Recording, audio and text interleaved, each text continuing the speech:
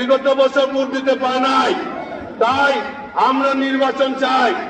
একটি দল তারা পিআরের নামে আন্দোলন সংগ্রাম করে তারা নির্বাচন বানচাল করতে চায়।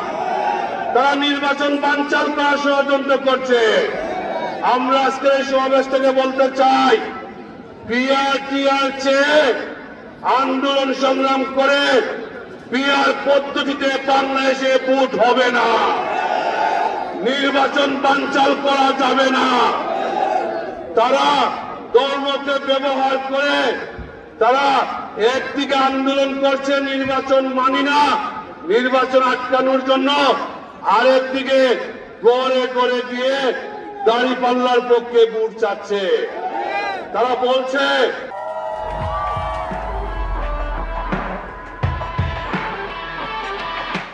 দাঁড়িপাল্লায় যদি একটি ভোট দেওয়া যায় তাহলে 18 কোটি মানুষের নামাজের সওয়াব পাবে। তারা বলছে দাঁড়িপাল্লায় যদি ভোট দেয় তাহলে তারা বেহেশতে নাকি চলে যাবে।